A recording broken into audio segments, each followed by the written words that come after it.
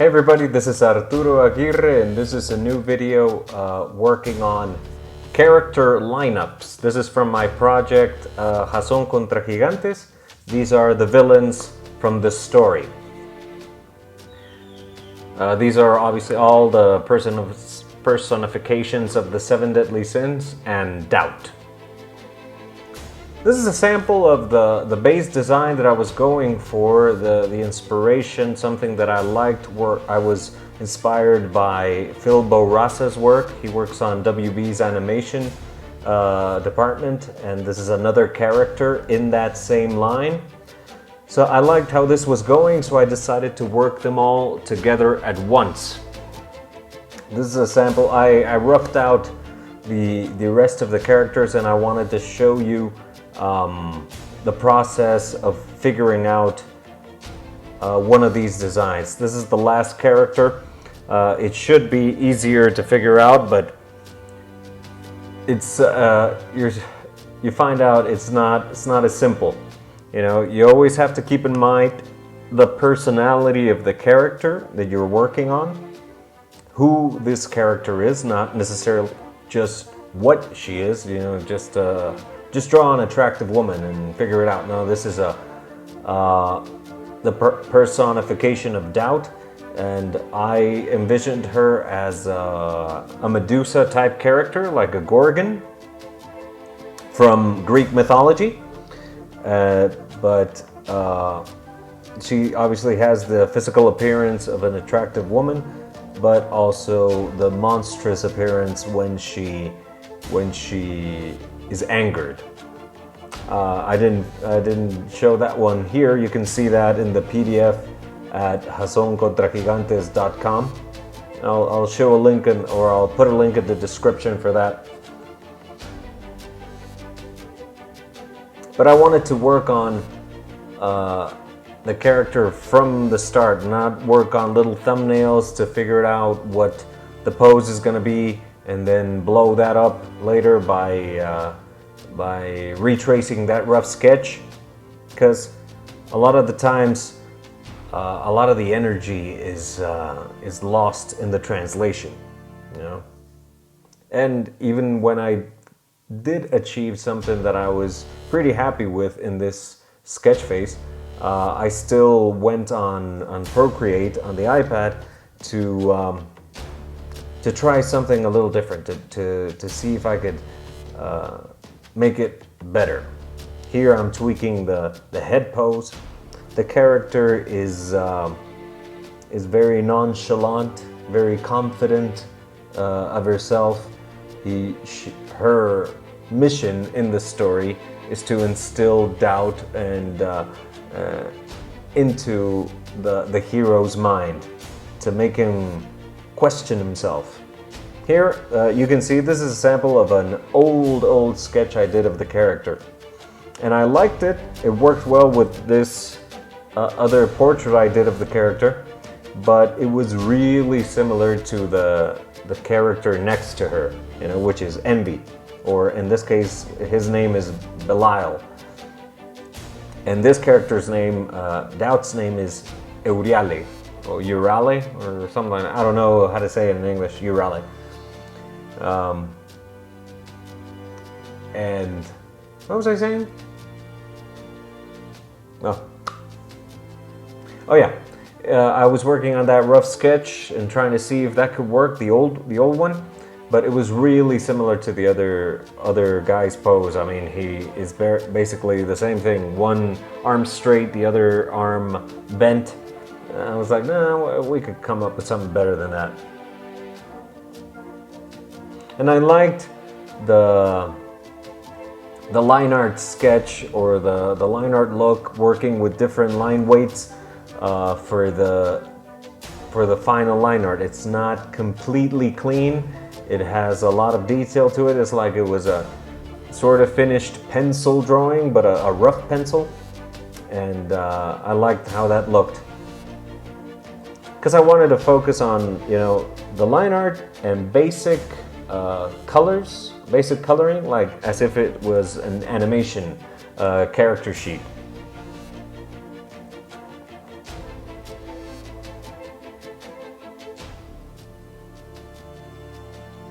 And like I mentioned before, the main inspiration was Phil Bourassa, his work on WB's or the DC animated movies, like The Dark Knight Returns and Justice League War and a lot of those Batman movies. And he has a really cool style that looks awesome in animation. I mean, it's simple yet complicated enough, and it's easily readable, and it's just a huge inspiration for me. How effective I was in achieving an exact look or an exact match, I don't know. That's to be debated. But anyway, the main idea of working on character lineups is you see where your characters stand all together. You know, because it's very easy or very common to work on characters in isolation. You just want to work on a cool character and then another cool character, but you have no idea how tall one is next to the other. And when you're working on a series of characters, like a group of characters, you want to think of them as letters in the alphabet. You know, I recommended that when I worked on a graphic novel called Rooster Rumble Fight Club, where I had over 20 different characters or more. These are fighting roosters, and I thought of them as letters in the alphabet. You know, just think of the vowels and think of consonants and how different they are one from the next. You know, the A, the E, the I, the O, and the U. You know, so you think you want a tall, skinny character, a short and fat one, a medium-sized character, a top-heavy character, a bottom-heavy character, those sorts of things. You know? And the contrast in relation to one another is going to make them easily readable.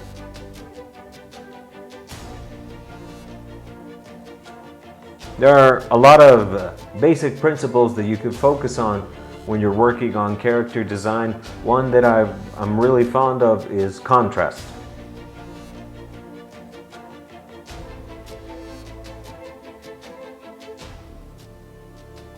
I heard it say that contrast is the key of life, and that's why opposites attract and all sorts of things like that.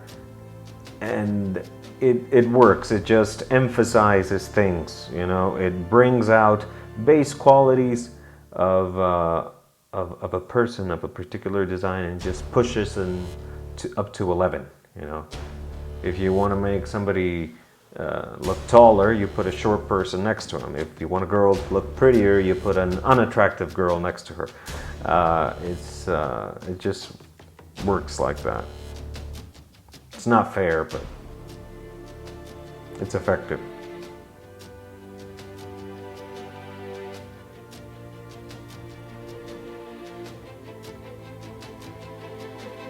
I had done a lineup of these characters before, and I was happy with a few of the designs that I was like, some of the poses that I came up with in that instance, I was like, this character looks great as is.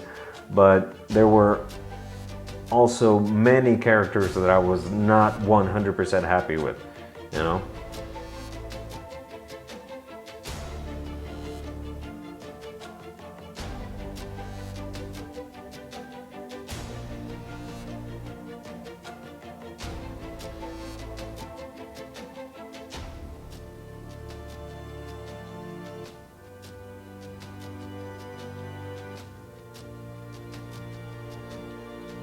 Obviously, like I mentioned before, keep trying to keep it as simple as possible. Just a few textures and shading here and there, a bit of alteration in the colors in some instances, but trying to keep it as simple as possible.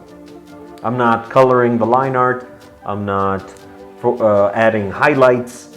I'm just doing base colors, a bit of shading, which is like a red color set to multiply at 20%, because it gives me warm colors, warm shadows actually, and I like how it looks.